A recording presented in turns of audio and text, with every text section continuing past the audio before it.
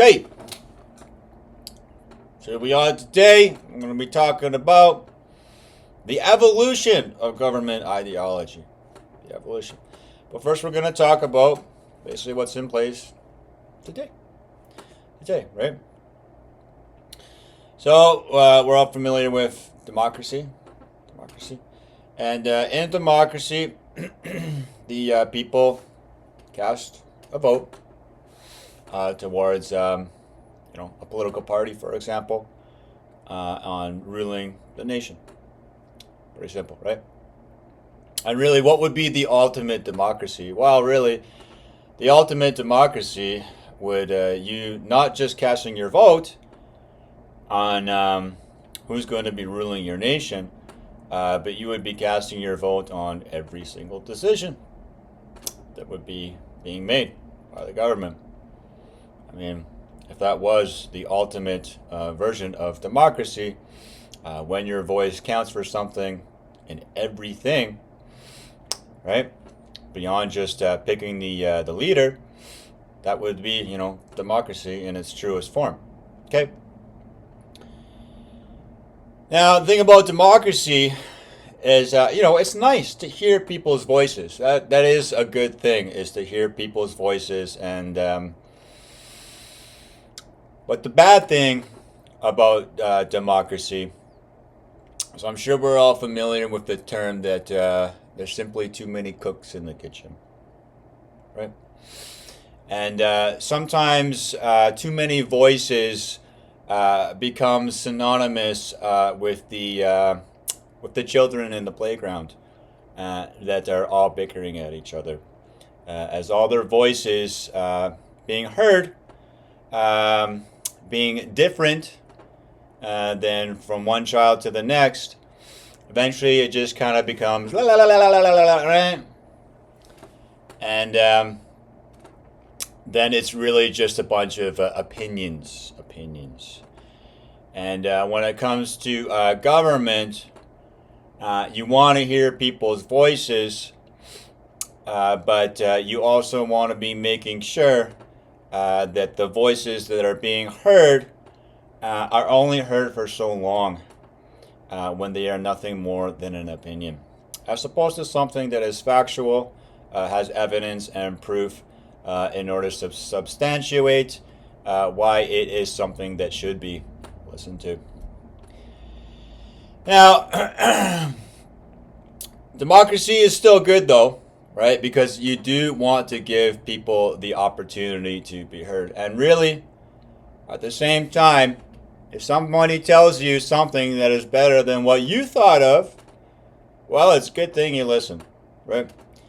But at the same time, the reason it's a good thing to listen to somebody even when they're wrong is because when they're telling you something that you know is wrong, because you're able to, figure that out and understand why it's such and actually prove that it is wrong, now you are also understanding why what you were saying before is more right than what it was before, when you know something is wrong that you can prove that is wrong that you listened to. So, listening to what is wrong is not necessarily a bad thing when it allows you to understand why you are right when you listen to what is wrong, but you have to be able to prove it. Which means, once again, if you listen to what is wrong and you aren't able to prove why it's wrong, then you don't know that it's wrong. And then you don't know that you're right. Right? So this is the good thing about democracy. But the other bad thing about democracy is kind of like a mob rule. And the masses are being, the majority making the decisions. It's not that, they're wrong in having the majority of people in a nation make the decision on how things should be carrying through, but they can be wrong. They can be, okay? And I'm actually just going to give a short story here on how an example of how democracy can be something that actually backfires on people when it is the majority of people that make a decision that they are actually not knowledgeable enough to understand why it was not a good decision. Okay, so this is going to be a short story here. It's going to be a hypothetical example as well as why democracy is not always the best answer when it is the majority of people that are making the choice. So you're going to have 1,000 people, okay, and they live on one side of a river, over here on the other side of me, okay, and on this side of the river, these 1,000 people that live in this town are farmers. They're farmers, agrarian people, okay. They grow their food, their crops, okay, farmers, okay. Now, on the other side of a river, there is a bunch of, smiths, masons, tool guys, in modern day society, kind of like mechanics or engineers and stuff, right? But, we're going to say this is a long time ago. So we got the farmers over here, and these are the kind of like the masons, okay? But there's 1,000 farmers over here, and there's 500 masons over here, okay? Guys that, make axes and swords and, armor, whatever, tools, right?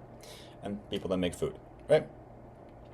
Now, the mayor from the farmer town wants to visit the mayor from the mason town because they realize, hey, there's a river in between us. So how could we effectively trade goods with each other when there is a river in between us? Okay? And so one mayor leaves from one boat and one mayor leaves from the other boat, going into the middle of the river, and they meet. They meet to have a meeting. And they talk to each other and they say, hey, well, how can we start trading goods with each other? Because, we have food over here and we have an abundance of food that we could give to you guys. And you guys have tools that would assist us in our farming.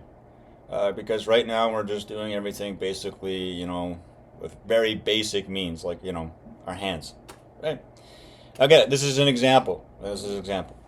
So they say, okay, yeah, what can we do? What can we do? Right? So the two mayors, they realize, well, we could build a bridge over the river. And then we could effectively trade goods with each other with a bridge. And so the mayors realize that, they both live in democracies, okay? And but both of these towns are being separately governed. And they decide that, what is fair is for them to have a democratic vote where the people from both towns are voting on how this bridge should be built. Okay? Now, basically, the Masons, they realize, well, we're going to be moving heavy metals over this bridge. And stuff that weighs a lot more food, weighs a lot more than, the potatoes. Okay? Because when we're shipping over hammers and nails, that weighs more than the potatoes that you guys are sending over. Okay? And so the Masons, they're kind of thinking, well, because we're going to be shipping things consistently over this bridge, trading with you guys, when we're sending over these heavy metals that are quite heavy, we know that the best bridge for us to build is an iron bridge. An iron bridge, because we know how to work with iron. Now, the farmers, okay? Farmers are saying, how long is it going to take to make this iron bridge, though, right? And the Mason guys are like, well, it's probably going to take about 6 months. Okay, so in the meantime, until then, we're not really trading goods. But the thing is we know that what we would be trading over this bridge, with an iron bridge, the bridge would not fall apart. So we know that it would be safe and sound. Okay, now the farmers say, well, no, we want a wooden bridge, because if we build a wooden bridge, it's going to be built in 2 months, which means we can start trading in 2 months instead of 6 months.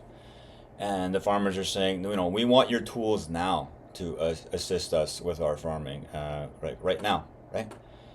And the Mason guys, they say, well, if we build a wooden bridge, water slowly degrades wood. It does. Slowly degrades wood. And when the wooden bridge is what we construct, then what happens is the wooden bridge being carrying loads and capacity that are kind of beyond its ability to consistently carry those loads, and also being exposed to a water supply, being the river that is flowing, that the wooden bridge is being built upon. The wooden bridge would slowly degrade, and then probably within about 6 months' time, when the iron bridge would be built, although the wooden bridge would be built in 2 months, within the 6 months being 4 months when after the wooden bridge is built, it would probably then just fall apart. And then really we would just have to build it again, and really what would the point of that be when we could just build the iron bridge? That would just stay there, right? But again, it's democracy, right? And the Masons know what they're talking about, because they make tools. When it comes to building a bridge, this is kind of their area of expertise. And the farmers, their area of expertise is growing food, understanding how the seasons can assist them in growing food. Knowing how to plant seeds. And in the early spring, harvesting, all this kind of stuff, how to stock and supply an abundance of food to carry throughout the winter, have a surplus. They're good at that, right? But we're talking about building the bridge, right? Which is the Masons' expertise and this issue, not the farmers, okay? But once again, there's the 1,000 farmers and there's the 500 Masons, and now it's coming down to, you guessed it, democracy, which means whoever has the most votes for what the decision is the one that goes through. Okay, so the 1,000 farmers, they all vote for the wooden bridge. So there's 1,000 votes for the wooden bridge. Okay, and the 500 Masons vote for the iron bridge. Okay, 500. Okay, and yes, 1,000 is more than 500. Okay, so the wooden bridge gets built because democracy, right? And the Masons, they're like, well, it's democracy. It doesn't matter what we really say. It doesn't matter when we know what we're talking about. It doesn't even matter when we know this bridge is gonna basically fall down in 6 months. Once we start beginning construction. Doesn't matter, you see, because it's just whatever has the most votes just happens. And so, the Masons are kind of shaking their heads, right? But what are they going to do, right? What are they going to do? Because this is the government ideology that's being put in place, and this is how things get done. And the 1,000 farmers are like, yay, we're going to start getting these guys tools faster, and they should be happy too, because, they're going to start getting our potatoes faster. And the Masons are like, yeah, that's cool. We like potatoes, but, So anyways, the bridge gets built, the wooden bridge gets built. And, they start trading goods, right? Gets built. This comes over here, this comes over here, right? Keeps on going and going and going. Cool, great, right? So the bridge gets built in the 2 months, they start trading. 2 months later, the Masons are already seeing the degradation of the wooden bridge. And it's not really a sense of worry that they have, it's a sense of awareness. That yes, eventually it's gonna collapse. It's gonna happen, right? And so the farmers, they don't have the sense of worry, but really they don't have the sense of awareness. And they're just happily still trading their potatoes or whatever it be over the bridge, and are quite happy to get the tools in return, because it's making their farming better, and they're actually producing more food now, having superior tools to work with, right?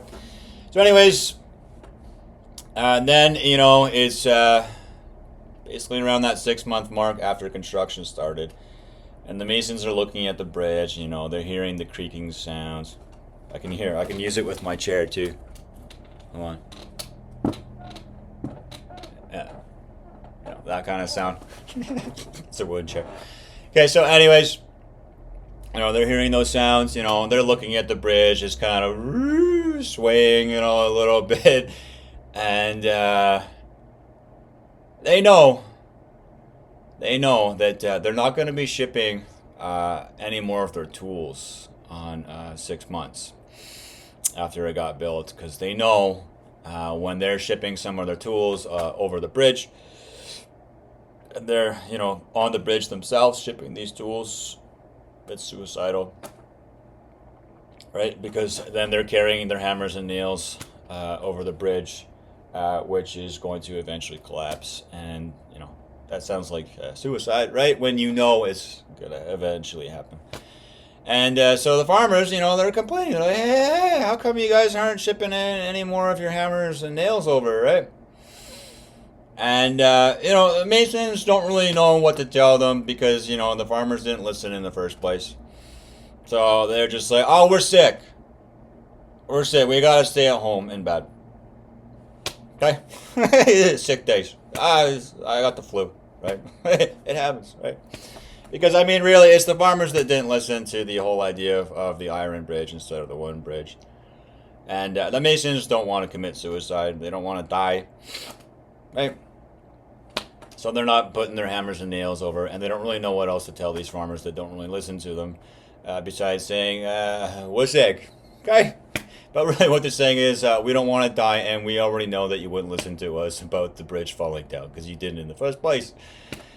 So anyways, now the farmers are still shipping their food over, you know, which is good, because then the Masons get plenty of potatoes. And, yeah, unfortunately, then the bridge collapses. Okay? Yeah, the bridge collapses. And, yeah, some of the farmers go down into the river, and they die. Now, it's not like the Masons then say, you know, I told you so, right? But at the same time, they did, right? And this is really just an example, okay, about why democracy is the worst form of government. And unlike Churchill would say, no, it's not the best one we thought of yet. No, it's not. Because a Roman Caesar, okay, in being like an autocrat, just telling it like it is, okay, you know, as long as he's not a tool himself, right, and he's a smart guy, the Caesar would say, no, I'm not going to listen to you guys on the wooden bridge, right? It just makes more sense for the iron bridge to be built, okay? Because I don't want it to fall, you know, collapse down, right? I want the bridge to stay intact, okay? So, you know, democracy being the worst form of government, yeah, you're right about that, Churchill, because then you can basically get a bunch of people voting on something that make the decision for something that actually don't know anything at all about what they're making a decision on, okay? That's why it's the worst form of government. It could be the best form of government if it was amended in the sense that when you are voting for something, your voice should only count for something when you actually know something about it. That would make sense. Okay, but anyways, so yeah, it's the worst form of government. Is it the best one we thought of yet? No, because the Roman Caesar was doing things way better. Okay? Obviously, right? Just get it done like this because I know it makes sense. You go do that. You're going to go do a little bit of this, okay? I don't want your bickering. I don't want your opinions. Just get it done, okay? And the reason that works is when the autocrat, yes, is actually intelligent, actually smart, okay? And the reason that doesn't work, because now we're leading basically into a totalitarian ideology, fascism, right? It can work, obviously, when you've got the smartest, best, brightest individual that is your dictator. Okay, but it can also be the worst when you got the village idiot as your dictator. You see, this is why fascism can be the best or the worst. Okay? And it's very simple because, you know, if you got the Roman Caesar, okay. All right, let's take another example. Let's take Alexander the Great. Alexander the Great. Okay, Alexander the Great, King Philip was his father. And they were actually Macedonian. They weren't Greek. But Philip got his son Alexander to be schooled. I believe it was Aristotle. From the Greeks, being a very educated man. Maybe don't quote me on that, but you know, it was a wise Greek man. And what happened is Alexander got like an extensive education, and you know, he wasn't just like the Lord of War, being the guy that just went around doing a bunch of conquering. He was extremely talented and not gifted, but educated to understand how to gift himself through education on how to be empowered to be the great leader that he was. Okay, because he wasn't just the guy that was, you know, fighting a bunch of wars, conquering a bunch of land. Okay, because for example, did he have to send in his army to conquer Egypt? No, they ceded to him. He did it through diplomacy. Okay, so the guy obviously wasn't an idiot, right? And at the same time, you know, when he took out the Persians, Alexander was hands-on in the sense that, yeah, he was right there with his army fighting. Okay, whereas, you know, it's very typical that a military general would be the guy way off in the back, and then he would be making a command to his army way up in the front. Maybe even like 5 kilometers away from him. And, you know, obviously back in those days, they didn't have like a little cell phone. You know what I mean? And it's not like they're texting the message. So when the one military general is way in the back making a command for the army, you know, obviously it takes a while for the messenger to deliver that message.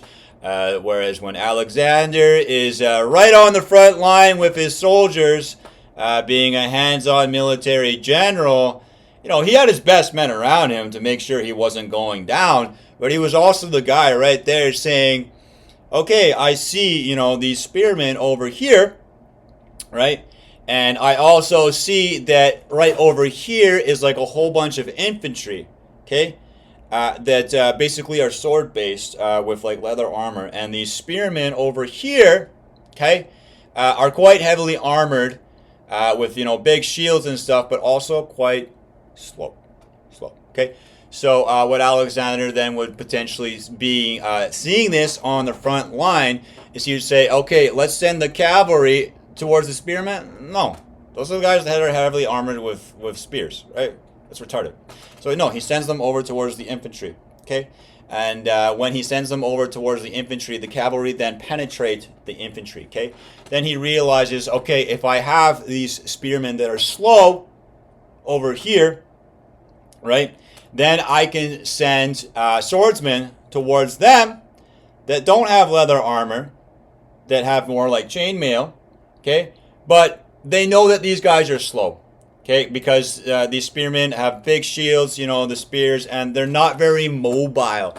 So really, my swordsmen are just going to be sending towards the spearmen to blockade them, and make them something that cannot have any kind of force towards my cavalry that are going to destroy these swordsmen with leather armor. Okay, and then when I destroy these swordsmen with leather armor with my cavalry, I have my archers that are now throwing in the arrows towards these swordsmen, okay, as a means of kind of like artillery, right?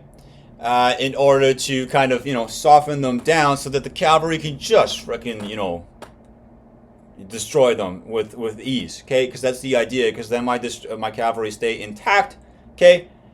Now, my swordsmen are now, you know, blockading these spearmen, basically making a wall saying, you're not going anywhere. And now my cavalry, me, and some other swordsmen, as long as the archers are carrying forward in this direction with these guys being blockaded and heading right for that Persian military general and taking him down. Okay? And meanwhile, that general is saying, oath it, right? Yeah, you're done, right? Because you kept on making commands about 5 kilometers away from your army. And Alexander, the Great, being right there on the front line with his army, could see everything happening right before him, and his soldiers were able to listen to his commands as they were happening, right? Didn't need a messenger to send all that stuff through, right? Because he was there. He was there, okay? And that's why he kept winning, okay? But this is why when you have, a leader that, is, yes, totalitarian, yeah, and he is extremely smart, extremely bright, and, also willing to listen into what is better than maybe what he is thinking of, yeah, it's the best. It is the best, right? But then when you have, we'll just make an example here, when you've got Homer Simpson being the leader, and he's kind of like the village idiot, and he's your dictator, well, I guess he's going to resort to Duff beer being what's best for the economy, right? And, as funny as that is, probably not the best idea. Okay, so this is why fascism can be the best, but it can be the worst, right? And democracy obviously can be good, right? When it's people's voices that are counting towards something when they actually know something about it. But it can also be the worst, right? When you've got a bunch of people that don't know anything at all about what they're voting on, and they're the majority that counts, right? Okay, and now we're going to talk about communism, right? Because these are basically, the 3 ideologies today, right? Democracy, fascism, communism. Okay. Now, Karl Marx, when he talked about communism, I'm basically going to be summing this up because I don't want to be talking forever here. But communism is basically the proletariat revolution, which is what is best for the proletariat. And if you don't know what the proletariat is, a proletariat is the worker. The worker. So the worker is, the guy that is hammering the nails. The worker is the guy that is moving the stones. Or maybe here in modern day society, the worker is the guy that is driving the truck, right? It's not the CEO of Freightliner that is the proletariat. It is the guy driving the Freightliner that is proletariat. Okay, and so basically, Marxism, communism, the idea is that to do what is best for the proletariat within the means of communism is, I'm really just going to make this simple and sum it up, is for everybody to basically just get some kind of sense of equality, okay? And it's kind of like what the union would be in like a workforce, and a union would basically be an example that when you're in the union, we're gonna make sure that you get the fair wage, when you get your benefits, and you get your medical benefits, and it's a fair wage, and you get your rights, but you also get treated in a fair manner. Make sure you're working in a safe environment, stuff like this. And these are all good things. They are good things. Okay, but the thing about the communist kind of way of going about things is it lacks incentive. And the reason that it lacks incentive, we're going to now use an example where there are two guys, okay, and they're on a landscaping site. Okay, they're on a landscaping site. And we're now going to employ communism on this landscaping site. Okay. And what's going to happen is the boss, okay, is going to say, okay, you two guys, what we have to do today, or basically what the project is we are doing some landscaping where we are going to be taking someone's yard in their private property home, and they want a bunch of rocks, like a rock garden, okay?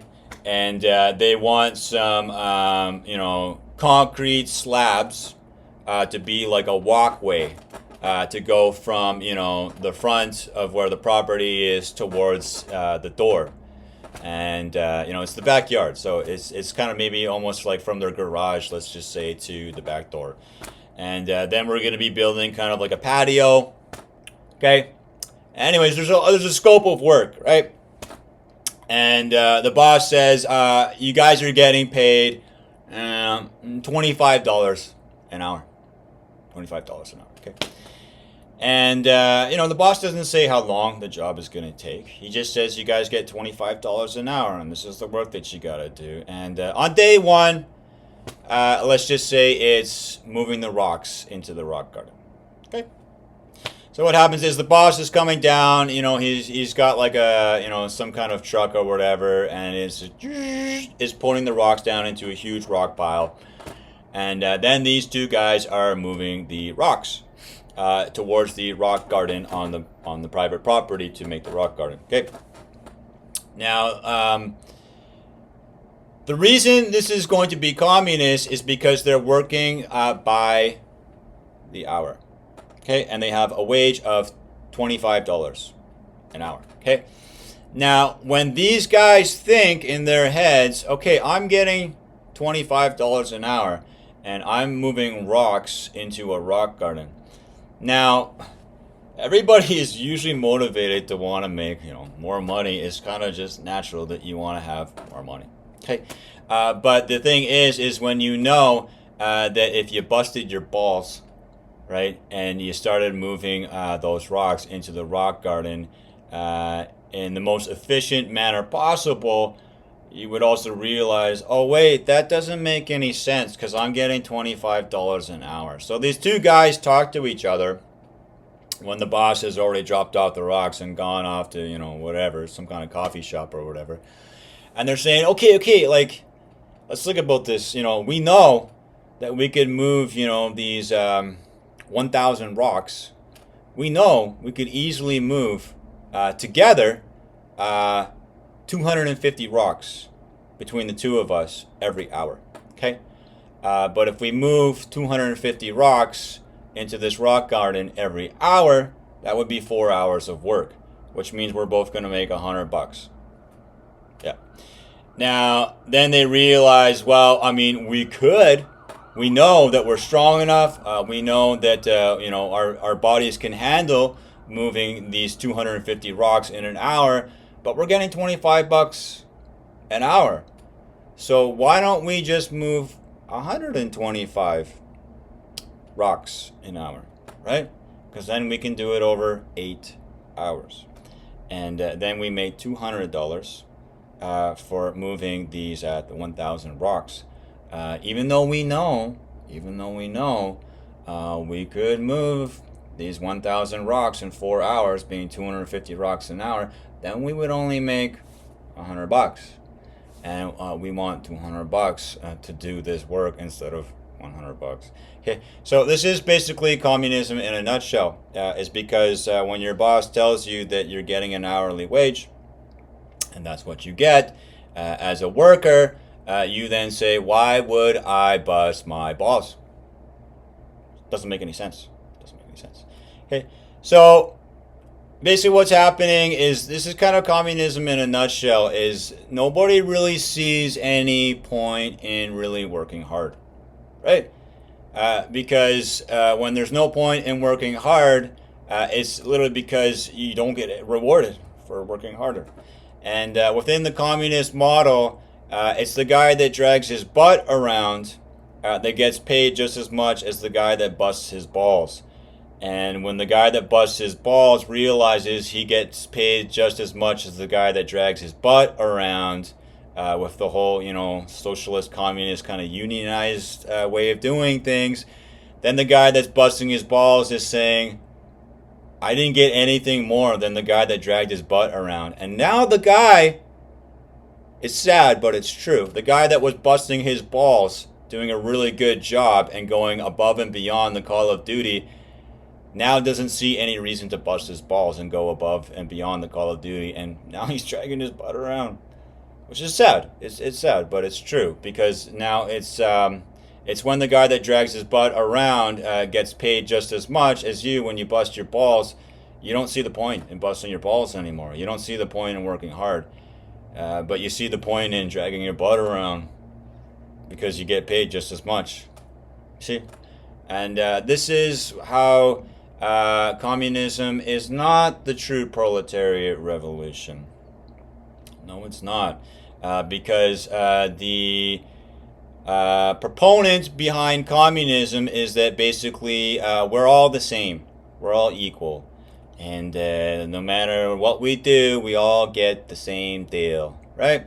And basically all that's saying is, why don't we all just drag our butts around, right? And be half-assed lazy workers. Because, you know, we're all going to get the same deal, so we might as well all be the same in being lazy, right? Lazy.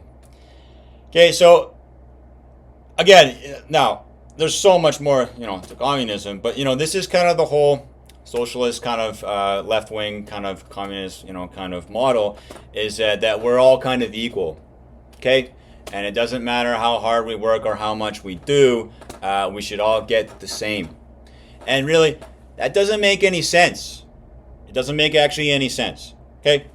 You're not going to get any great people from your nation when you tell the great people from your nation that they're going to get the same deal as the lazy bum, okay? No, because then there's no reason to be great. Doesn't make sense, okay?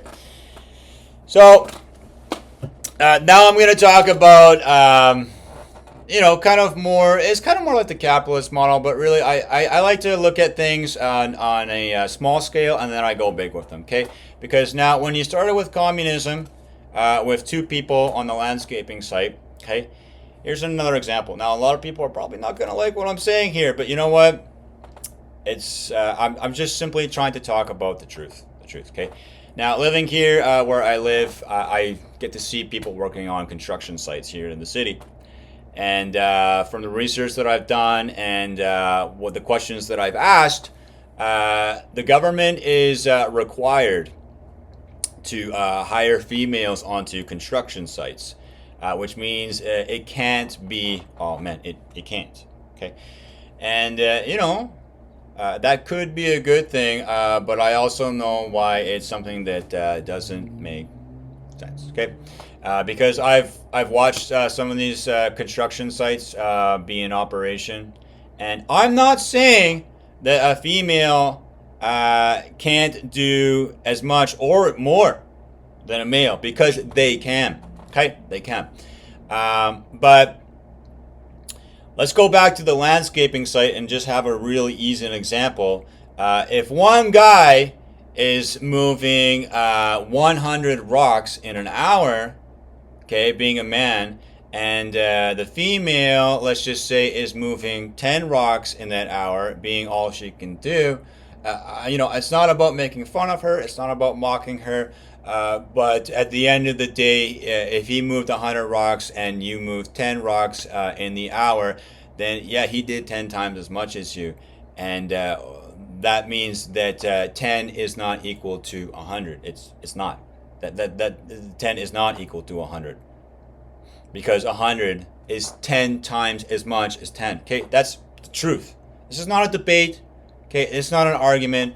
This is simply the truth, and these are the facts. Okay, 100 is 10 times the amount of 10. Okay, so if it is about equality, okay, then don't get me wrong. If the female is moving 100 rocks in the hour, and the guy is moving 100 rocks in the hour, well, 100 is equal to 100.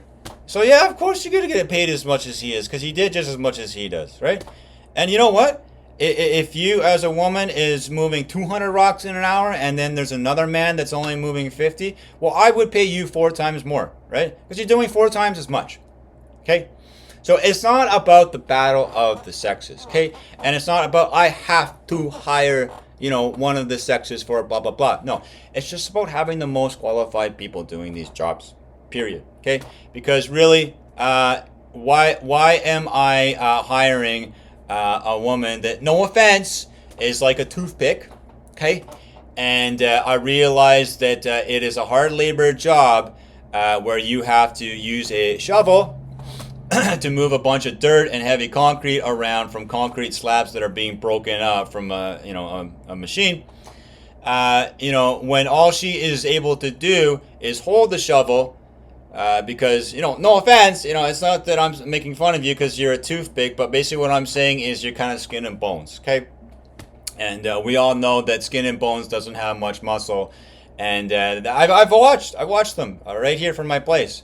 I've seen these construction sites, and she holds the shovel all day, every day. All day, every day. Now, am I watching all day, every day? No. But when I periodically kind of watch, she's always doing the same thing, holding the shovel, okay? And then I see another guy, and, he's digging up a bunch of dirt, moving a bunch of concrete around, and I'm like, that looks like hard work. And holding a shovel looks pretty easy, okay?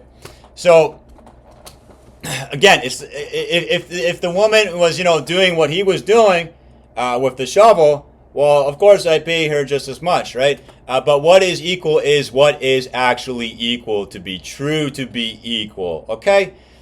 So, if the feminist wants to be equal to the man, you have to understand what equal is, which means you are only equal to the man or greater if you are achieving and performing and getting results that is equal to him or greater, okay? And this is what equality is because it's the truth, okay? So, I mean, are we equal in rights and how the law pertains to us? Of course, because that makes sense, okay? That's the law.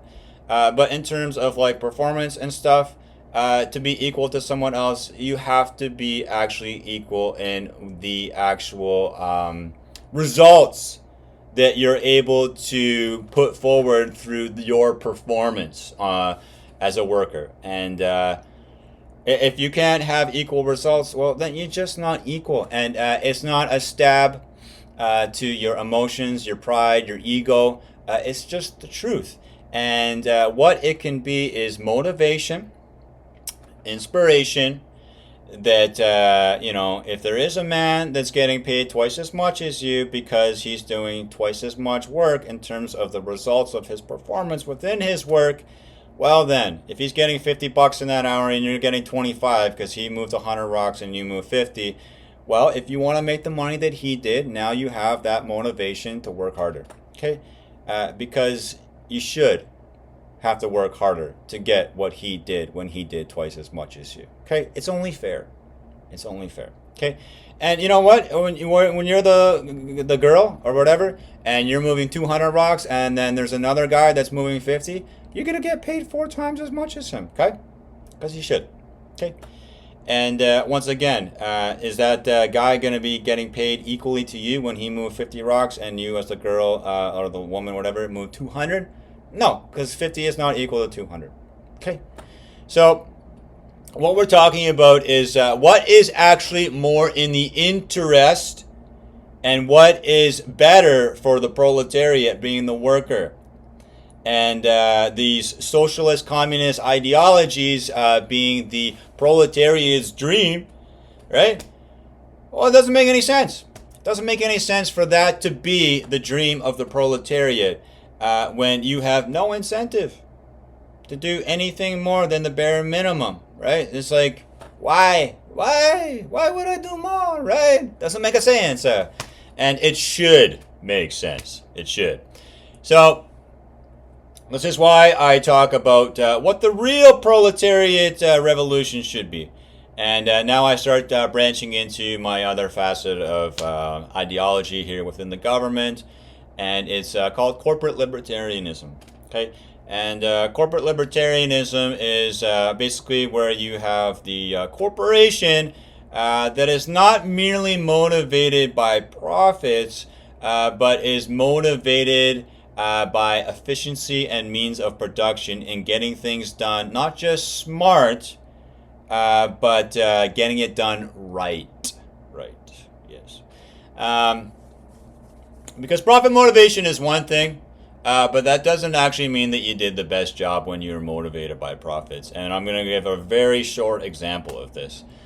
Basically, this is actually a real-world example that has already happened, and it's quite tragic. I'm just going to give you a warning. But basically, a guy had a submarine expedition company. Okay. And, when the submarine goes deeper into the ocean, it experiences more pressure. So when, when your submarine, supposedly, let's just say here is, sea level, the deeper the submarine goes, at here, there's kind of just like this much pressure, and then you go deeper, there's more pressure on your submarine, and then you're deeper down here, then there's like a lot of pressure going onto your submarine. Now again, obviously I'm using my hands to show this kind of pressure, but yeah, it's the truth. The further you go down deeper into the ocean, the more pressure is being exerted onto your submarine, or whatever vessel you have going down there. Anything, really. And this guy that made this submarine expedition company, he decided to cut some corners, right? And because he was motivated by money, profits, okay? And basically what he thought is to himself, if I use some inferior materials to construct my submarines, I'll be cutting my costs, which means I would make more money, okay? And basically what happened, long story short, is he did cut some corners, he did use some inferior materials, and he actually went down with this submarine on an expedition deep down. And that's right, the submarine with the inferior materials that he cut corners with, the submarine went, yeah, and they all died. So I know it's quite tragic, okay? But this is why profit motivation is not the answer, okay? Because it's not always the right thing to do. And what is right is what is logical, okay?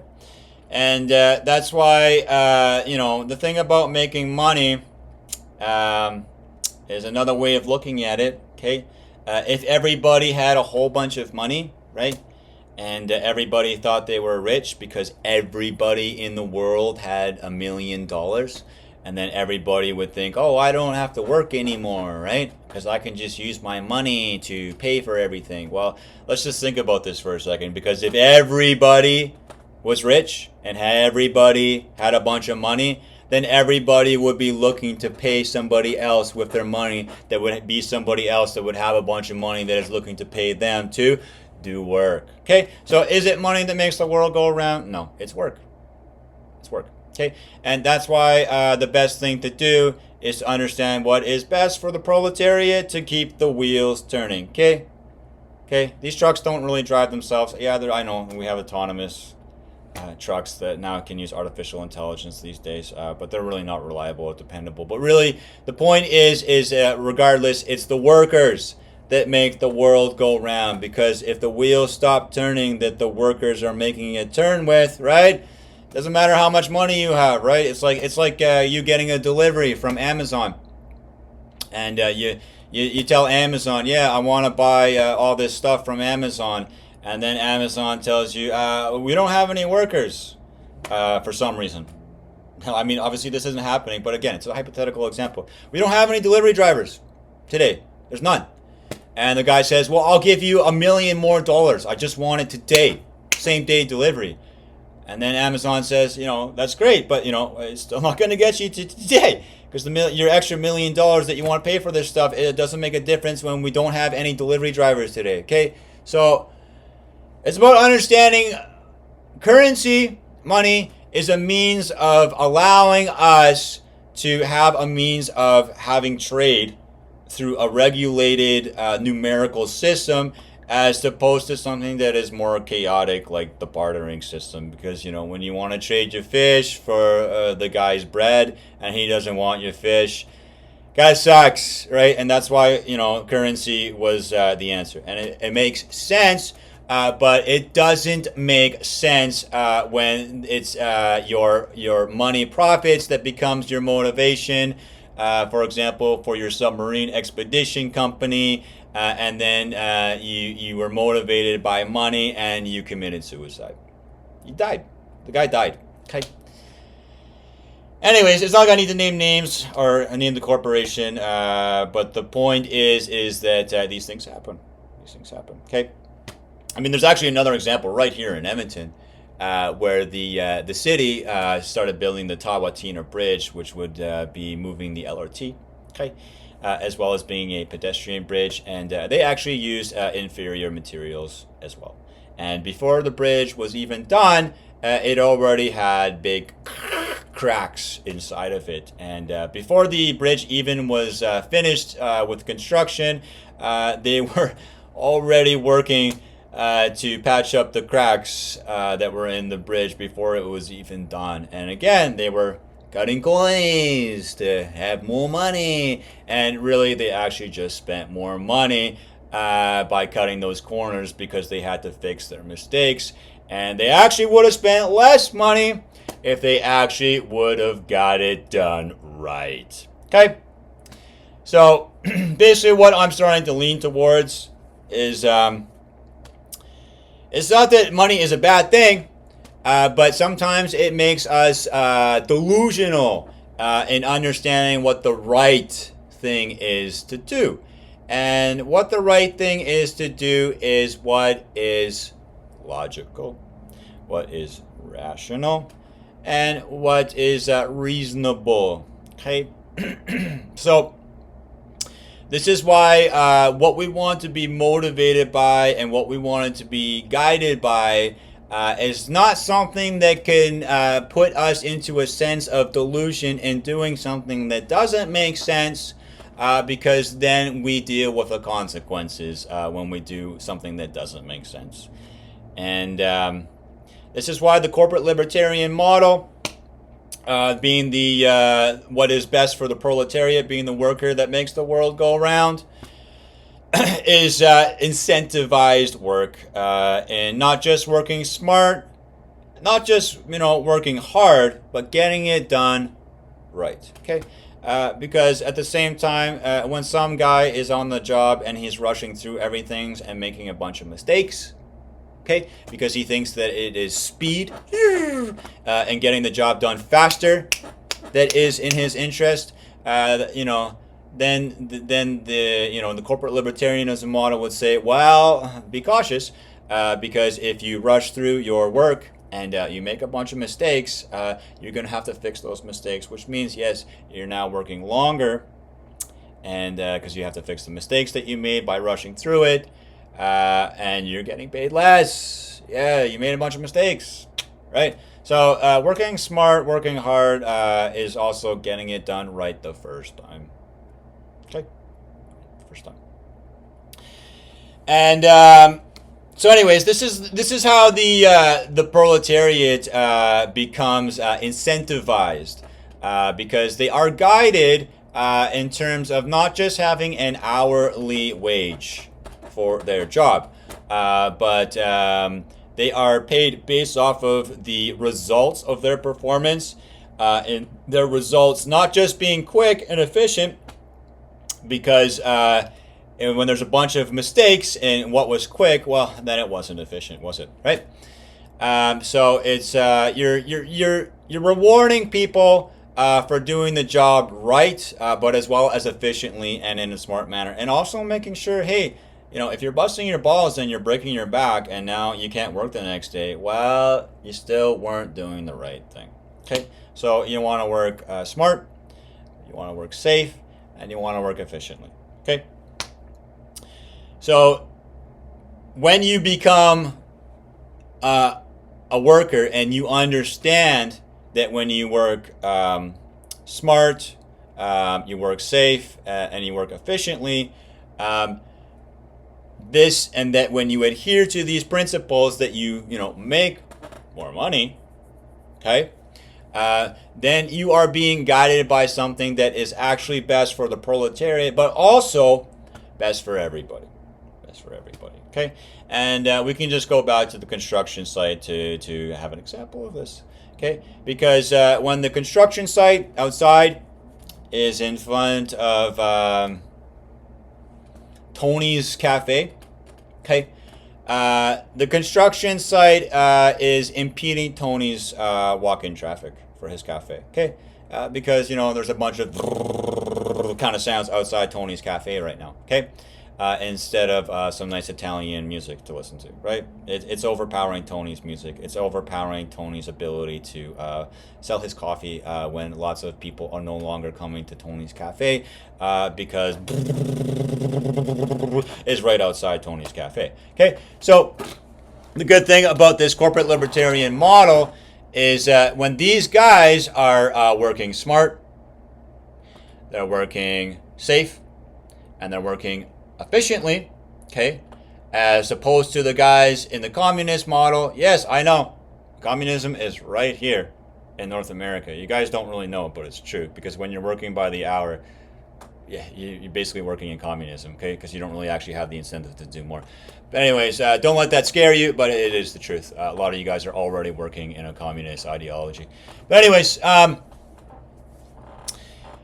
now, when these workers, they're saying, okay, we've got this construction that we have to do outside of Tony's cafe. And we know that what it would take for us to work smart, work safely and efficiently, we can get this job done in 2 weeks. Okay? And if it's the city, the municipal government that is paying these workers, and let's just say there's 10 workers that could do this theoretically in 2 weeks when they work smart, safely, and efficiently. Okay, let's just say 10 days because it's just a nice, easy number. Okay, so if there's 10 guys that can do it in 10 days, you know, when they're working smart, hard, efficiently, and safely, then let's say that project would then basically have a $20,000 project lump sum that would then be divided upon these 10 guys. Okay, and you know it's only a real thing to understand that you know, let's just say there's 5 guys that work hard and 5 guys that drag their butts around. Okay, and then these 5 guys that are working hard, they're helping to make sure to get the job gets done in 10 days, like they know they can do it in 10 days. And then the 5 guys that are dragging their butts around are actually, you know, slowing things down. Okay, and then through like cameras, for example, you would be able to monitor this. You'd be able to see it happening. Okay. And so then the boss would say, okay, you guys got it done in 10 days, but these 5 guys over here that were going above and beyond the Call of Duty, knowing they could get it done in 10 days, were actually even working harder, but, you know, still smart, safely, and efficiently, and harder, though, okay? They helped get it done in 10 days. And these other guys over here that were kind of dragging their butts around, we saw that. We saw that in administration, okay? And now it still got done in 10 days. Okay? And, you know, then what happens is the $20,000 now is going to the workers. Okay? Now, the 5 guys that drag their butts around get $1,000. $1,000 after those 10 days of work. Drag their butts around. Okay? And then, because it was a $20,000 project, the other 5 guys that were, you know, going above and beyond the Call of Duty, now it's the $15,000 that's being divided amongst them. And, you know, just to make it easy, we're just going to say that all the lazy bum kind of guys were all kind of working basically at the exact same kind of level, and all the guys that were going above and beyond the Call of Duty were all kind of working around the same level, okay? But, you know, there might be one of those guys out of the 5 guys that was working hard that was actually even working more, okay? This would all have to be factored in, but just to make it simple now. Okay, so now you got 15,000 being divided among the 5 guys that were, you know, busting their balls, which means they get $3,000, right? 3,000 times 5, 15,000, right? And then the 5,000 for the other 5 guys that were dragging their butts around, which means that yes, 5,000 divided by 5, which is 1,000 for each of them. Okay, so that means the guys that were working hard, you know, busting their balls, they got $3,000, and the guys that were dragging their butts around were getting $1,000. Okay, now the good thing about this, as opposed to the communist model, which, no offense, is basically already here in place, right here in North America, right here in the city that I live in. You know, because I know you guys are basically all making the same amount of money, no matter how much work you do or how little you do.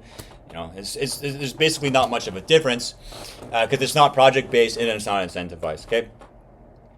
And usually the only real incentive is when you work hard, you kind of hope your boss is aware of it, and then maybe you get a 50-cent raise. Yeah, not much. Okay, so anyways, with the project-based model and the incentivized model, you can see now the 5 guys that worked above and beyond got $3,000, and the guys that dragged their butts around got $1,000, right? And they all worked 10 days. Okay, now with the model that we have today, if these guys were all making, let's just say, $250 every day, all 10 guys, okay? So then you get 10 guys with $250, so that's $2,500, okay? And if they did do it in 10 days, okay, that would be $25,000. But then these guys say to themselves, wait, why don't we just take 20 days to do it? We can all drag our butts around, right? Now it's $50,000. It's $50,000, okay?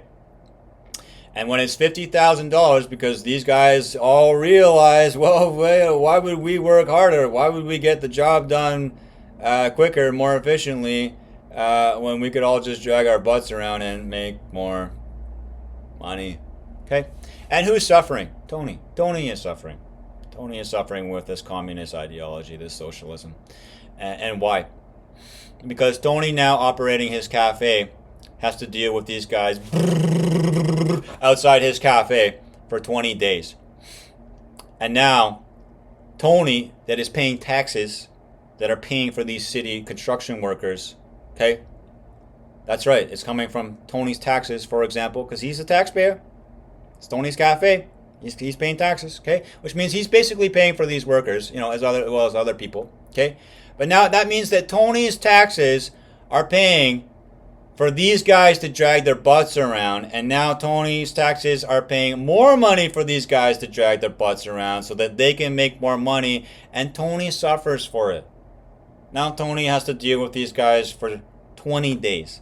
And are these guys buying as much coffee as the people that are usually his walk-in traffic that come into his cafe when there is no outside his cafe? No, they're not buying that much coffee. No, they're not. Okay? And they're kind of jerks, too. Okay? So anyways, who's suffering? Tony's suffering. Okay? Who's paying for it? The taxpayers are paying for it. Okay? And what is going on? Communism is going on. Yes. Okay? So now you can see that when the incentivized model for this project gets done in 10 days, Tony only has to deal with this for 10 days. Okay? Which is not that bad. Not that bad. And you know what? When it gets done with a $20,000 project, we also talk to Tony and say, hey, buddy, how much did your walk-in traffic generate? You know, give us some real facts and figures. And then we will understand how much we are detrimenting your business from this walk-in traffic that is not happening during these 10 days. And yes, Tony then gets compensated, as he should. Okay, it's only fair. It's only fair because it's not Tony's fault. Okay? Yeah, the construction needs to be done, but Tony shouldn't have to suffer. Okay? And this is basically what happens. I mean, in fact, it's already happening with all these LRT lines being built and stuff like that right here in Edmonton. Lots of businesses are suffering with a lot less walk-in traffic. Okay? And it's, I know nobody really seems to figure this stuff out, but I do.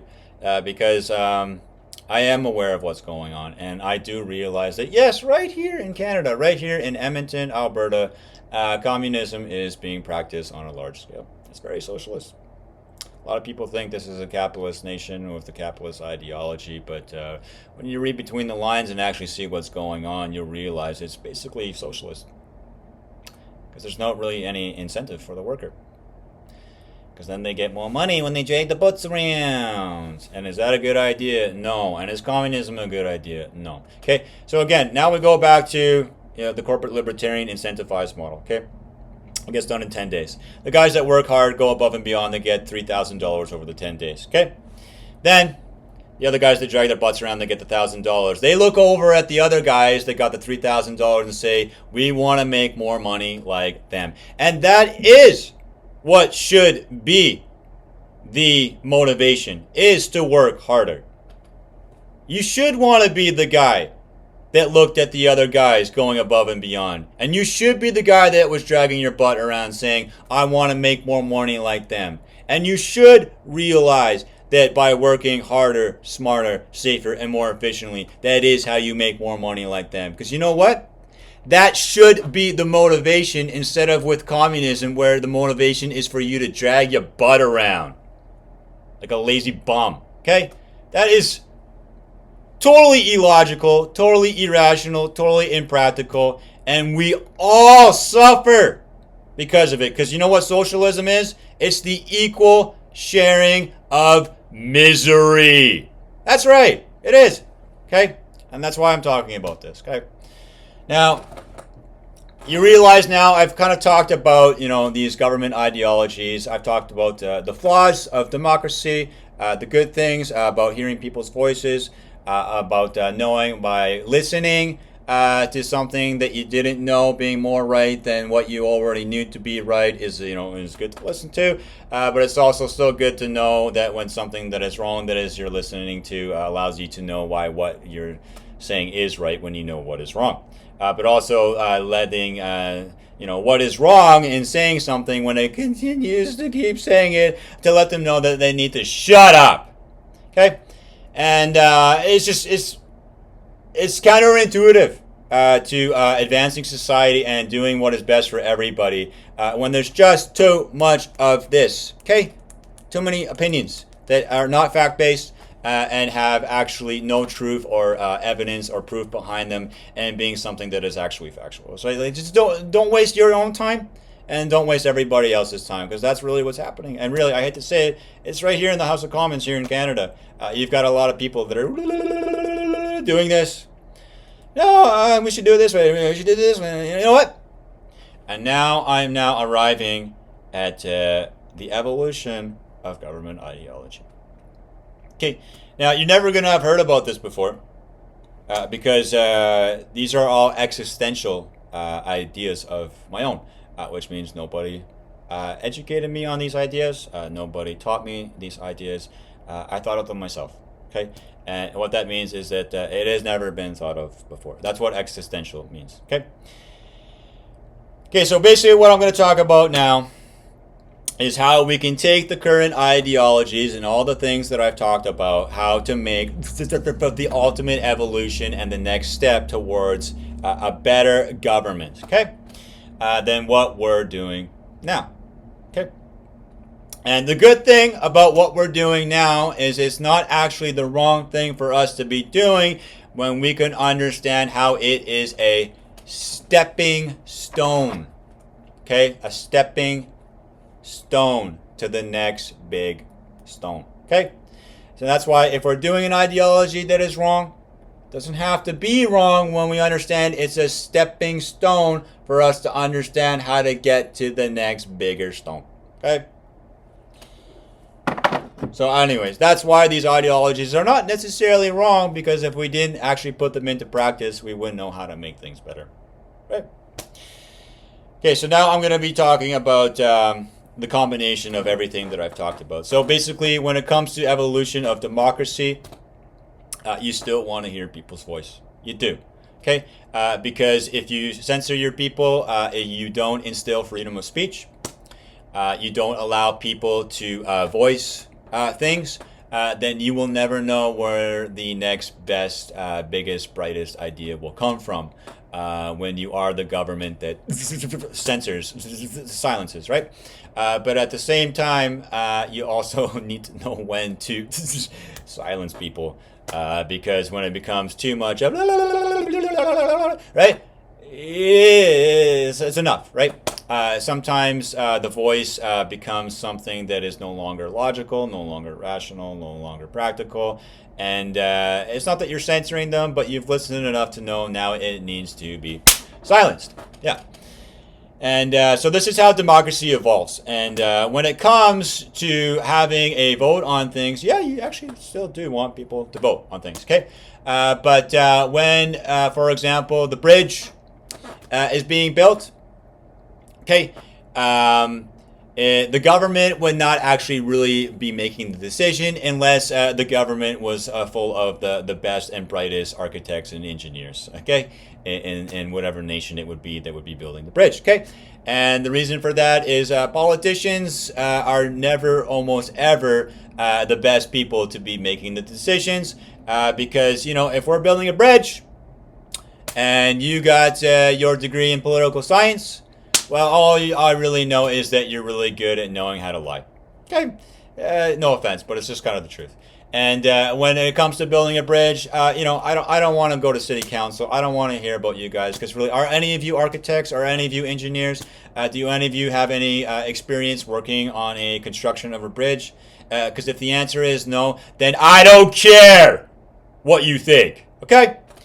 And that's why the better government, when it comes to building a bridge, for example, that government then goes to the architects, to the engineers, and to the guys that have worked in construction, to the guys that are working with the resource extraction in order to understand, you know, how much of this resource there is, what is the supply, what is the current demand, how much do we have, how is it available, where is it coming from, all these kinds of facts and figures. This is the kind of information that would allow for the government to understand what is the best thing to do on how to build a bridge. Yes, that's right, the best. And so, basically then what happens is democracy evolves into something that your voice counts for something when you know what you are saying and you can prove it, okay? Which means, you know, maybe on a piece of paper you're an engineer, right? But then when it's understood that you have a piece of paper that says you're an engineer, but when it actually comes to having your voice, having an input on building the bridge, and it is then deduced that you actually don't know anything at all about building a bridge, okay, then we don't care what your piece of paper said, okay, because you got to be able to prove this. The piece of paper is not good enough, okay? So, anyways, so basically you'd almost have like some kind of like of a test, and multiple answer cannot be exclusively what the test would be on understanding what somebody's knowledge is on something, because the answer is always within the multiple choices, which means some people that actually don't even know what they're doing can figure out the answer just by knowing that the answer is within the multiple choices. So that's really not the best way to test people. The best way to test people would be, you know, maybe multiple choice with like some short answer. And again, this is something that needs to be figured out. But you can't just have people's voices counting for something when they can't prove that they don't know anything about it, okay? And no offense, you know, but, you know, if you're the senior citizen and, you know, you're playing Scrabble, you know, with the other grannies and stuff, and you're putting the vote down on how the bridge should be built, just, you know Granny, that it's better when you don't have that vote, okay? Because you might be good at playing Scrabble, but you don't know how to build the bridge. And if you do know how to build the bridge, you got to be able to prove it. And if you can, great. And really, this is what's best for Granny too. Okay, it's best for everybody, okay? Because when we have the people that have the votes that do count for something, because they actually know something, and better yet, their vote counts for more when they know a lot about what is being voted upon. Another example of that is basically if we're talking about relativity, and Einstein is one guy, okay, in the nation, and then there is 999,999,999 other people, right? And Einstein, you know, being the guy that developed the theory of relativity, and we're talking about relativity, and for some reason it needs to be voted on what we're doing with relativity, Okay, again, this is just a hypothetical example. Then Einstein vote, even though he's just one guy, when he's the guy that knows more than anybody else on relativity, his vote counts for 1,000,000,000 votes. You know what I'm saying? His vote, just being one vote, counts for 1,000,000,000. Yeah, because nobody would know more than him. Okay, and if somebody did know more than him, good. Because then your vote also counts for a whole hell of a lot. Okay, but then when you've got the 999,999,999 other people, okay, that just know like a little tiny smidgen about relativity, then all of their votes count as one. Okay, which means they all vote for something that is different than what Einstein voted for. Okay, and even though Einstein would just be one guy, when he is just so knowledgeable on what relativity is, and his vote counts for 1,000,000,000, and these 999,999,999 other people all just know a tiny little smidgen about relativity, then their vote is outweighed by Einstein, because here's 1,000,000,000 and here's 999,999,999, which is, yes, one less than 1,000,000,000. Now, that's just an example, okay? But if you don't know anything at all, then your vote wouldn't count for anything at all, but yeah, zero. Okay, as it should. And it's not a pride issue. It's not about you being attacked as an individual. It's about understanding that if you do have a pride issue and your ego is sensitive, and you do feel like you're being attacked because you don't have a say or a voice that is counting for something, and you do want it to count, you need to understand that your pride is something that you need to swallow. And the reason for that is when you don't know anything, like the farmers that I talked about earlier in building a bridge, when there are things that would be moved upon the bridge and the wooden bridge would degrade over time and collapse. Well, would you want your vote to count for something when you don't know what you're voting on because you don't know anything about it, just to walk on that bridge to die? No, you wouldn't, right? And that's why you need to swallow your pride. Okay, this is why you need to swallow your pride, because pride is and the ego, the idea of the self, and your sensitivity to things that really are just totally impractical, and it's usually emotionally based. It is something that you need to get over.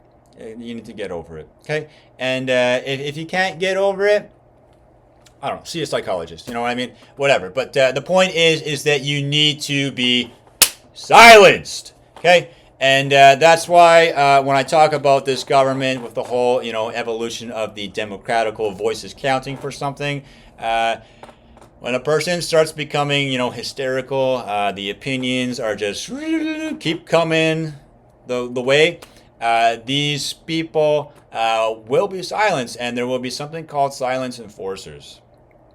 Okay, and it's not that you're going to jail, and it's not really necessarily that you're going to like a lunatic asylum or something like that, and it's not like you need to be rehabilitated. But if you can't understand why what you are saying is a waste of time, and you can't figure this kind of stuff out, then you need to be silenced, because it's for your own good. Okay, because you're also an enemy of yourself. You are. Okay. And if it takes time for you to figure that out, so be it. But at the same time, it's not tough for people's voices to be silenced.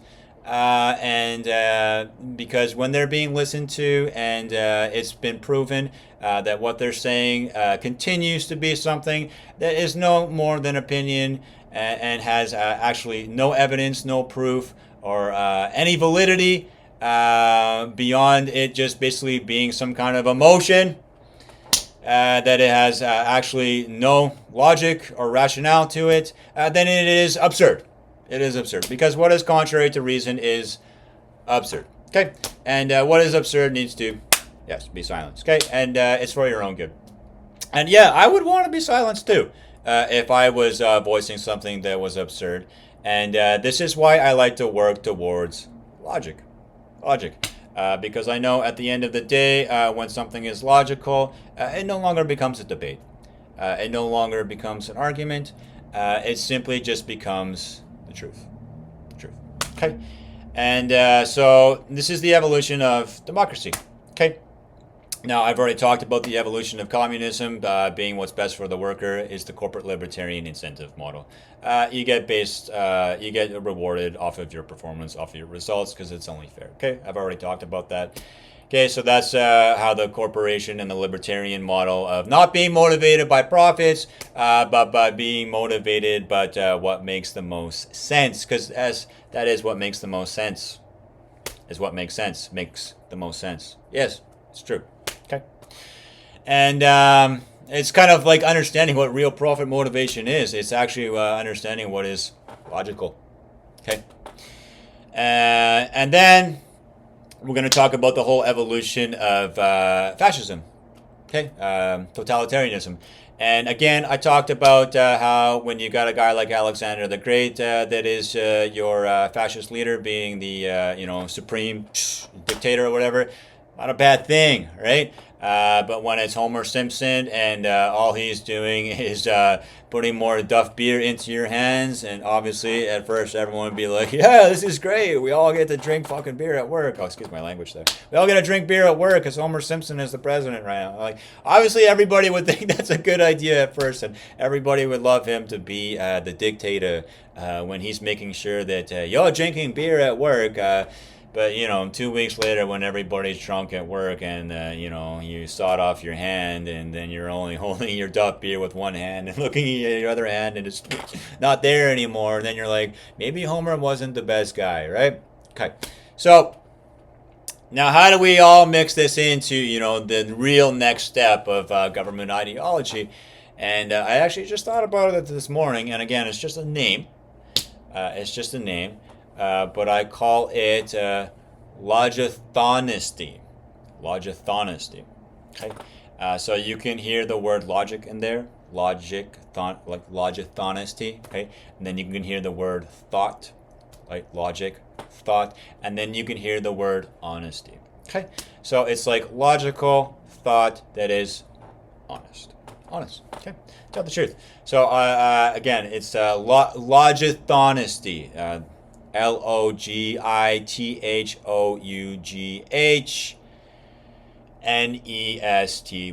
Okay, Logithoughnesty, and the idea behind it is to hear people's voices, to gather intel information from people, but also to carry forward in a way that is logical, that has been thought about, and to still think about logically what was said that was wrong, to know why what is right by knowing what is wrong, so you still listen to it, but also know when to make it shut up when it just keeps talking about what is wrong when you know it's wrong. And then being honest.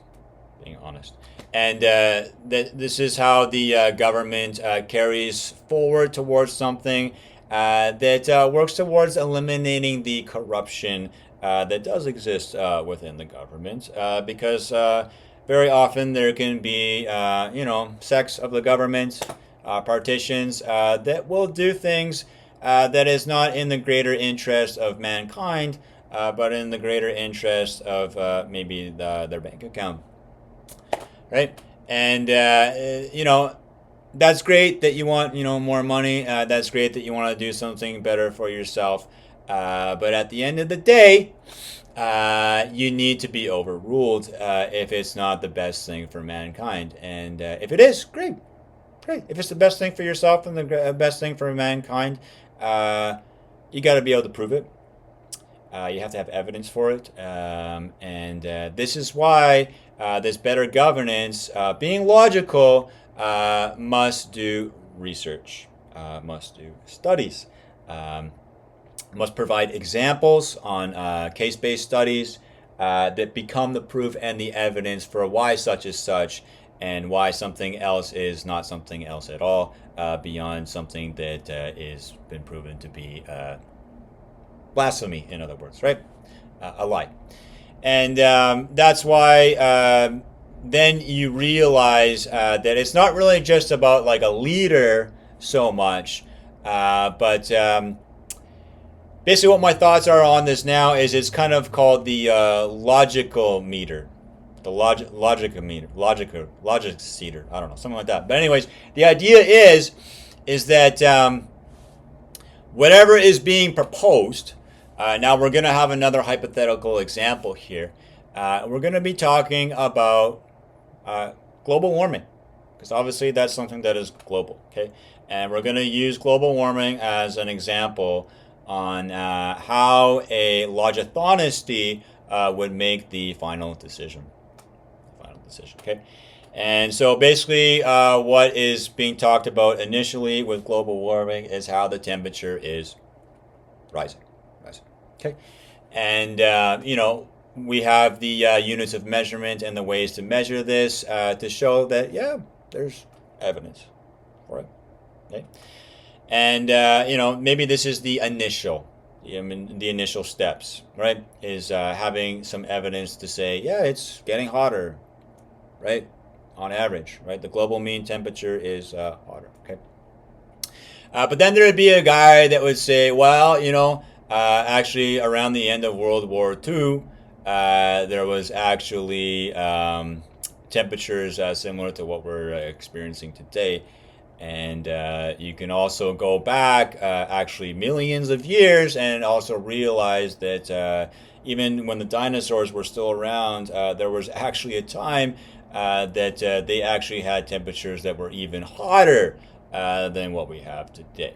Okay, and then everybody would be like, okay, this is something else to take into consideration. Okay. And so then, there's the people that start saying, okay, it's CO2 emissions, right? This is, the greenhouse gases, the causes of global warming, blah, blah, blah.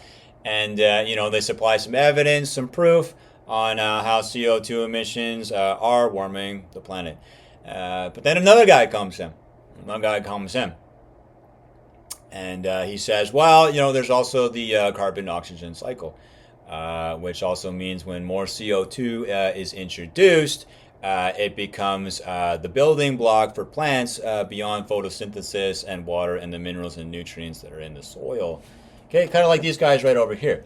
And these plants, CO2 is not a poison to these plants, but pollution is poison to these plants. Okay, so basically what you do is you realize that when there are CO2 emissions, okay, for these plants, that is not the poison that would kill these plants. To them, that is the food, their building block, and they turn that CO2 and then give us oxygen. Okay, now you can certainly research the carbon-oxygen cycle yourself, right?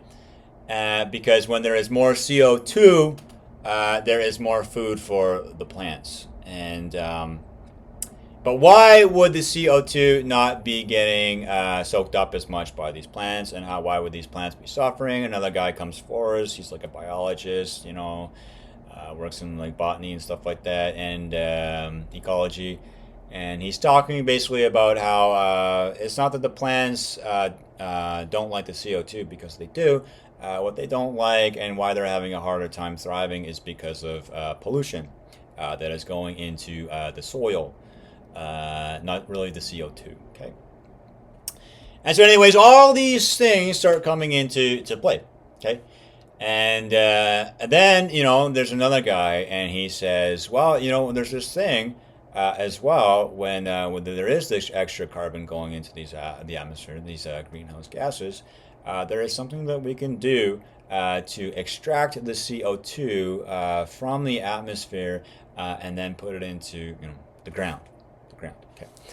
And then he's talking about how when the CO2 is extracted and then put into the ground, then it would make sense that the global mean temperature would start going back down, and that global warming would slowly start dissipating.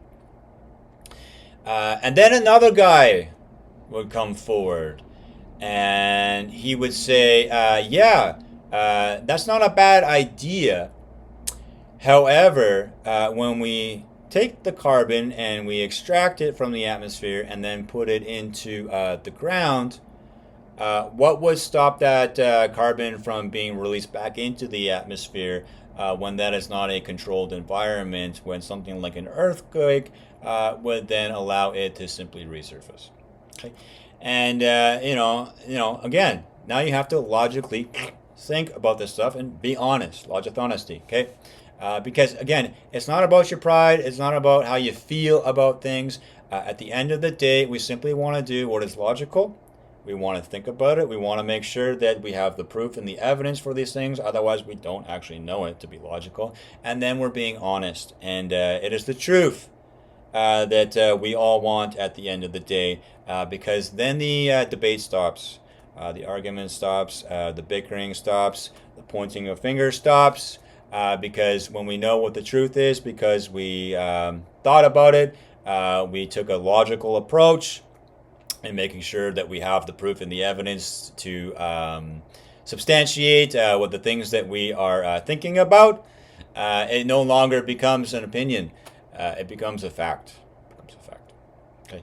And so then this other guy, he's like, well, okay, interesting, because if we extract the carbon, CO2 from the atmosphere, if we put it into the ground and there was, theoretically an earthquake that would allow it to resurface, I have another idea. And we could still extract the CO2 emissions from the atmosphere. But instead of putting it back into the ground, we can put it into capsules into like warehouse kind of storage areas that are putting these CO2 into these vessels into a storage area that is safe and sound, meaning it would have plenty of reinforcement to protect these carbon capsules from nature and disasters that would basically allow these capsules to contain this CO2 and basically take into hindsight the fact of what would disrupt these capsules and erupting and releasing them.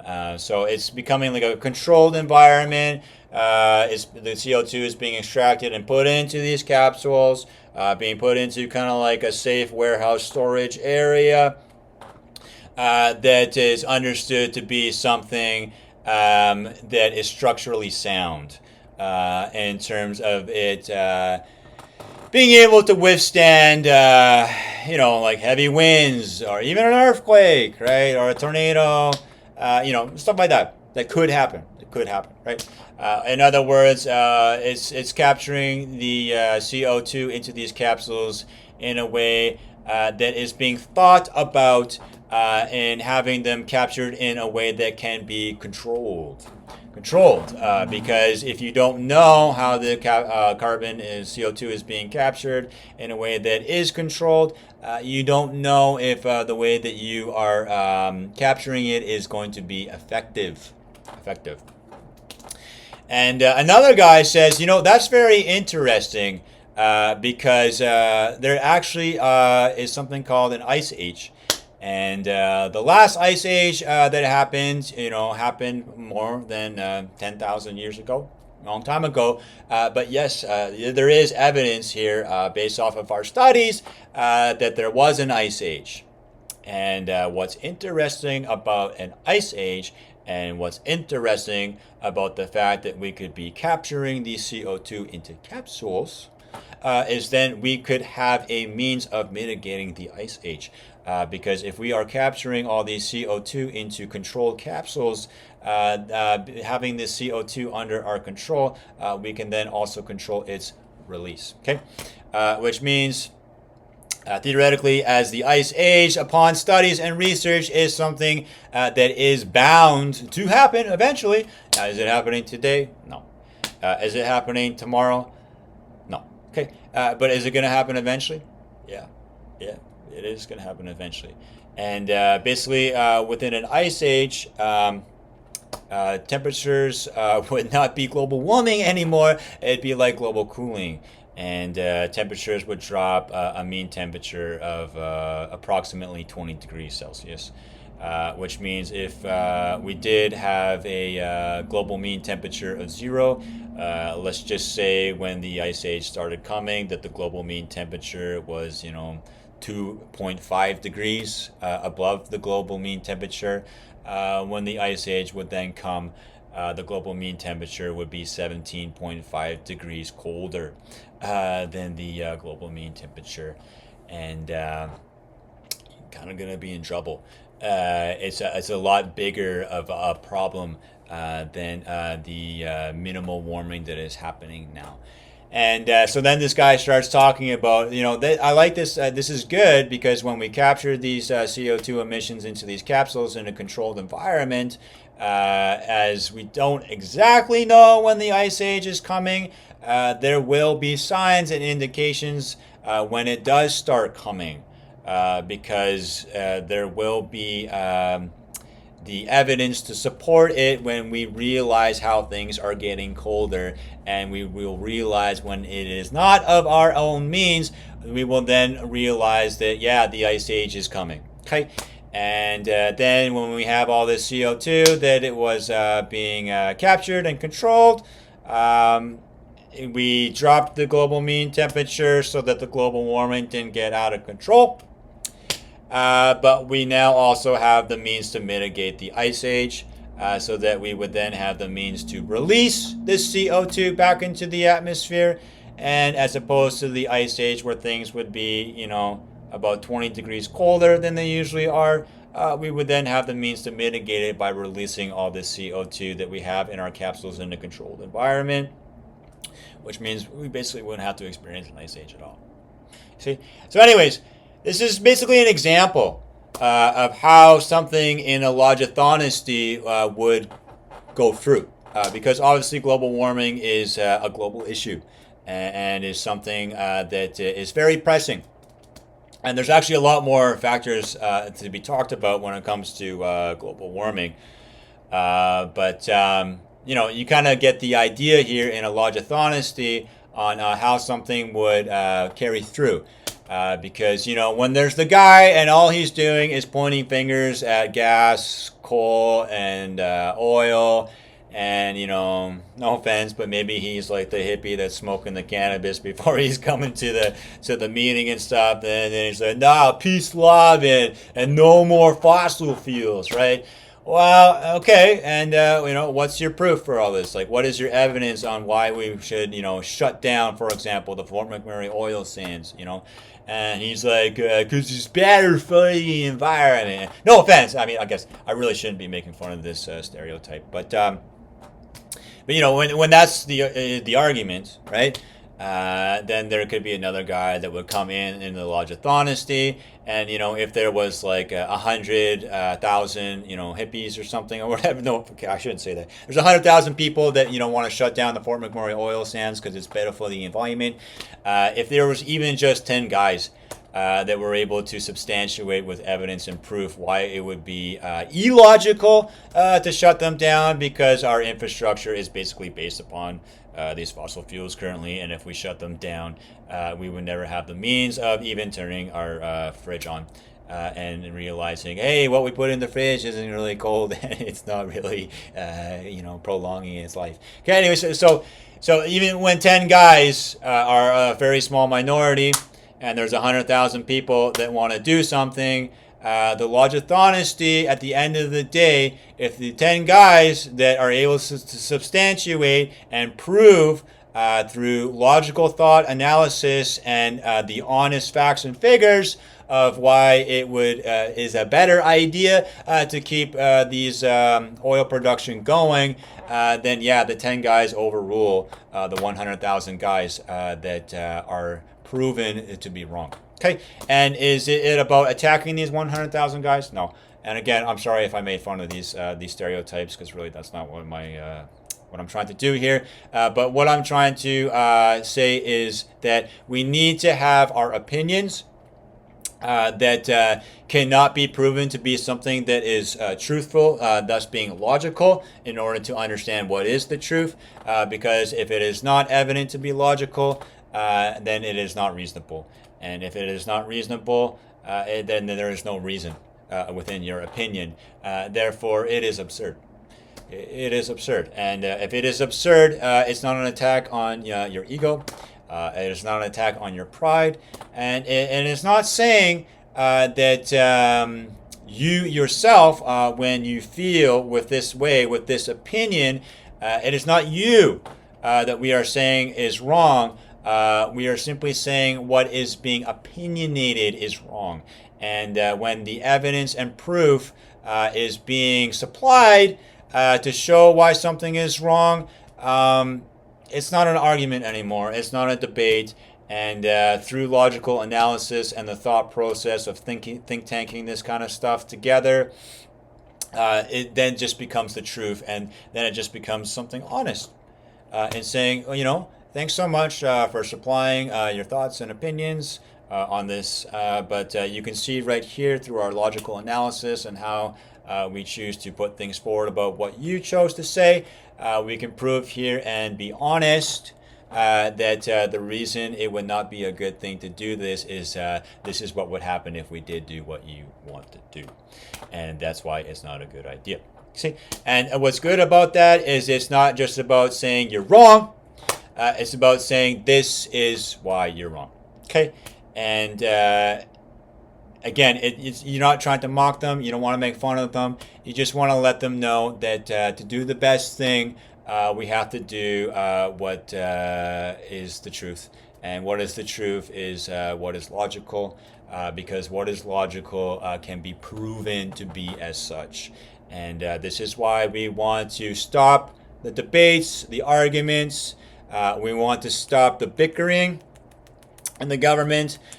We even want to stop, no offense, protests in the sense that when you continue to protest something and it's been proven that what you're protesting is illogical, irrational, and impractical, if you can't figure that out, you become an enemy of the state because you're an enemy of yourself. Because then you are literally promoting and encouraging something that wouldn't be good for yourself either. And if you can't figure that out, there would have to kind of be something like riot police that would have to put you down. And sure, you have the right to protest. Sure, you have the right to voice your opinions.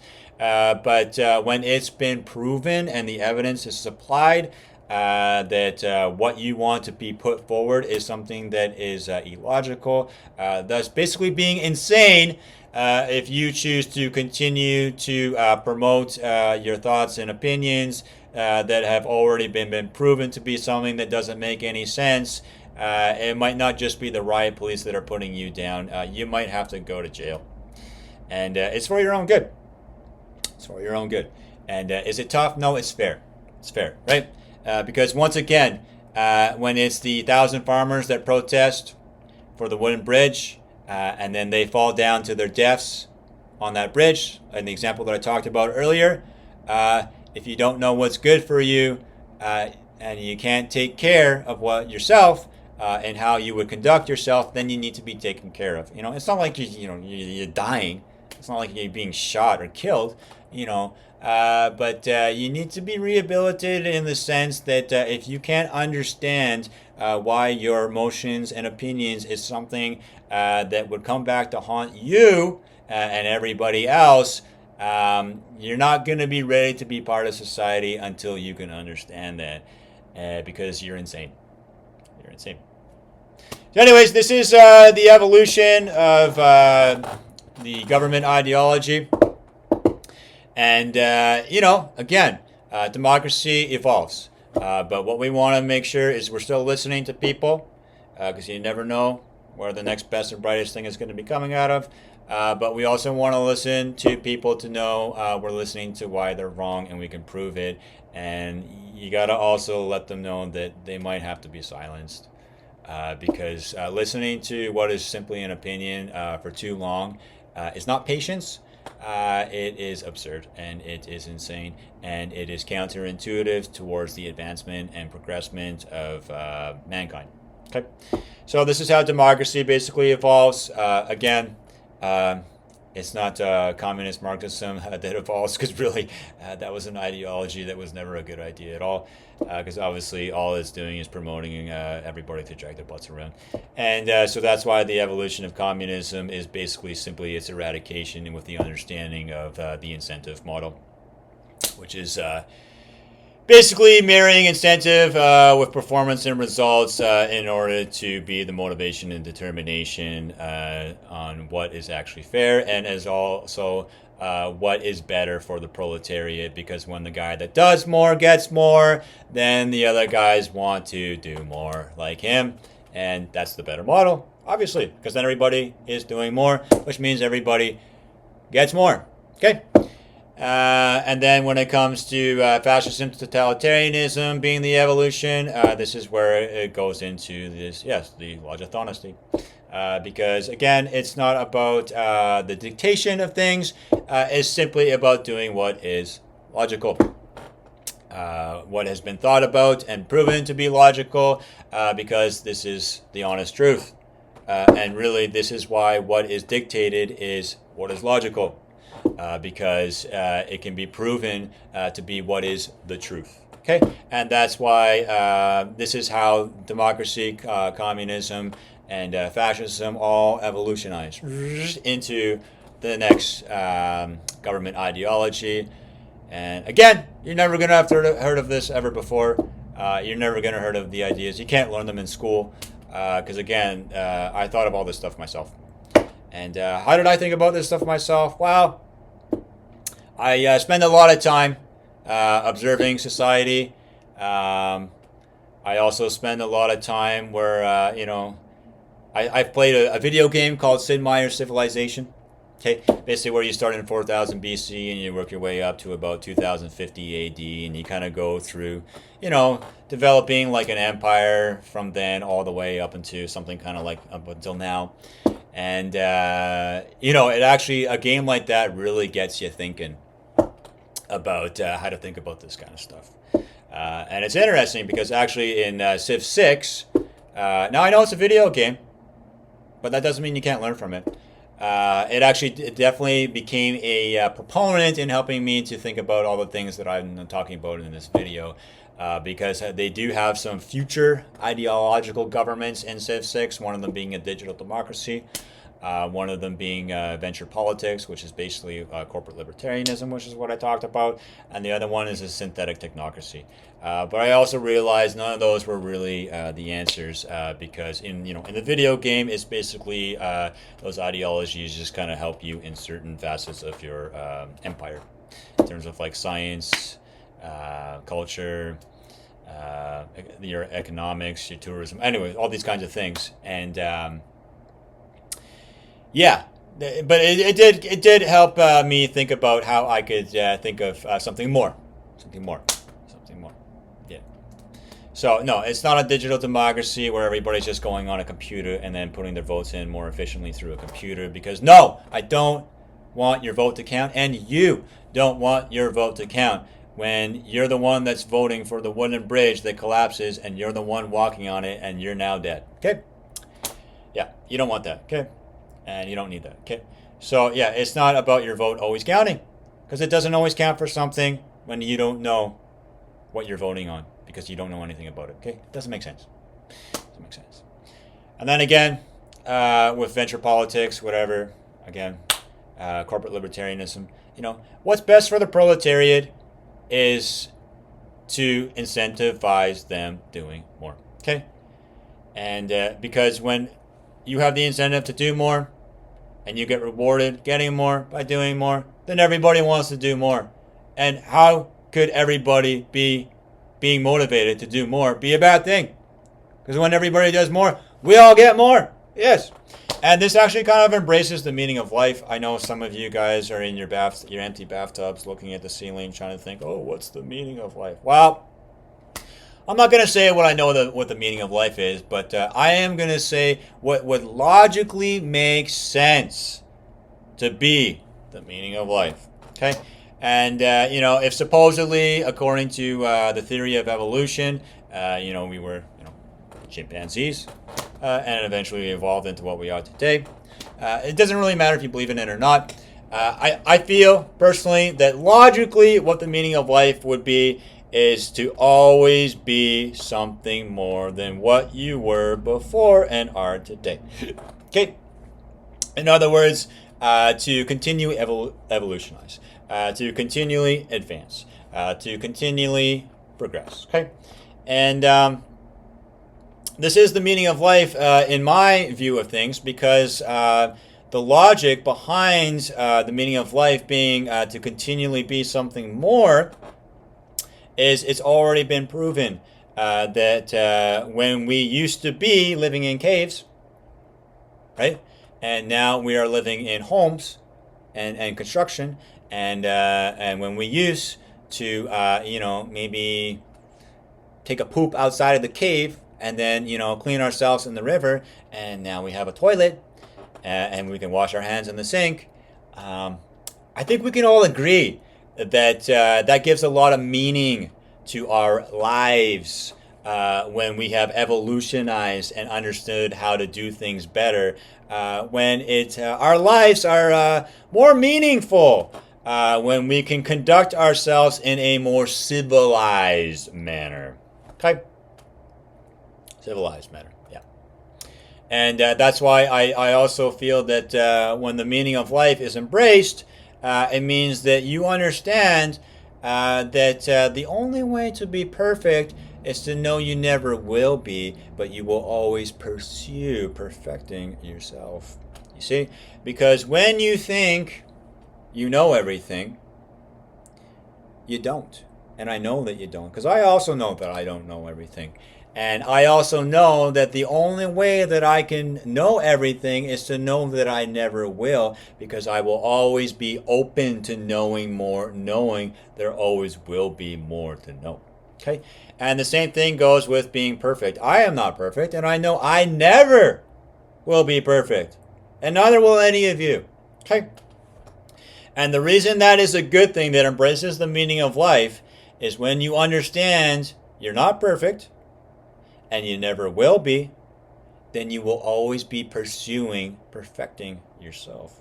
Because really, there is always something more than what you think to be perfect today. Okay? And the only reason someone would think that they're perfect in any given moment is because they can't comprehend anything more than what they currently are. But that doesn't mean that they're perfect. All it means is they don't know of anything more.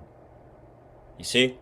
So what happens is there could be the guy that would be the caveman, okay, that would think I'm perfect, right? Caveman living in cave, I am perfect, right?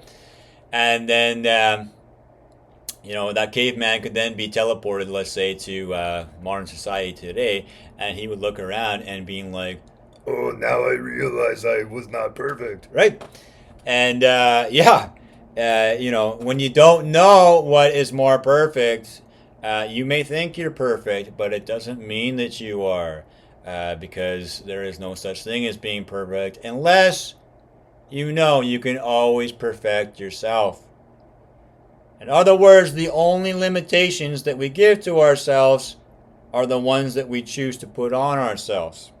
The sky is not the limit. No, the sky is not the limit. Because the sky is only the limit when we tell ourselves that it is. But that does not mean that it is. And it only becomes so because we choose to create an illusion for ourselves and making it a limit that we cannot simply comprehend being anything more than what that is. But really all that allows us to understand when we analyze it is that we are simply stagnating ourselves and not allowing ourselves to have the opportunity to be something more. Okay? So this is basically the meaning of life. You can't know everything unless you know you never will, because then you'll always know more. You can't be perfect unless you know you never will be perfect, because then you can always be more perfect than what you are. Okay? So, and really, you can never know God. And you want to know why? You can never know God unless you know you never will know God. Because when you are honest that you don't know what God is, you will always be listening to God on what God is, instead of thinking that you think you know yourself when you ain't. Okay? And again, I'm not trying to poke at people's religions or spiritual beliefs, but really, it's logical, right? Think about it.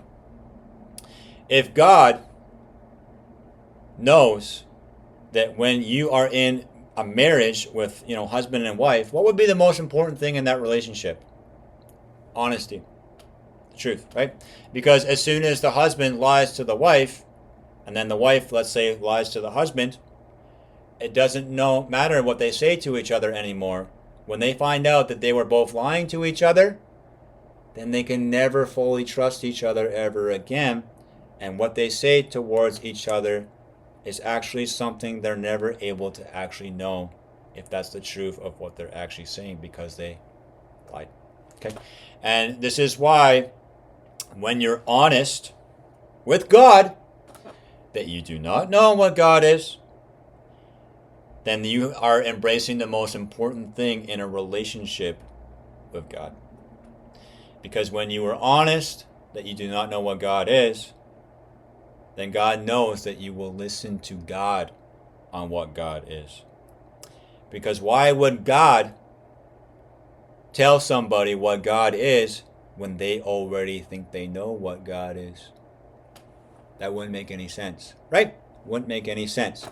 And this is why when you think you know what God is, all you're doing is telling God that God knows not to tell you what God is. Because you wouldn't listen to God when you already think you know what God is, not being God yourself. Okay? And this is why I like to say that I am a man of God. Okay? Because I know I'm not God. But why am I a man of God? And why do I embrace thinking like the Lord would think through a logical analysis? Is because it understands for myself how I can set myself into a state that I call Holy Communion on how I can listen to the Lord. And it's because that I know that I will never know what God is. I know that I will always listen to God on what God is. Because not being God, I cannot listen to what God is unless I know I will never fully know what God is, but I can always listen. Yeah. Anyways, not to, poke at anybody's religions or spiritual beliefs. But again, it all ties into being logical. Logical. And this is why I like to say, oh boy, it looks like we're almost at 2 hours here. My new government ideology. And yes, it is existential because I thought of it all by myself. Logithoughnesty, right? We are going to logically think in order to have the proof and the evidence to understand why something is the truth and be honest about it, in order for us to embrace the meaning of life and do what is best for all mankind, in order for us to continue, evolutionize, progress, and advance. Yeah. Okay, there it is.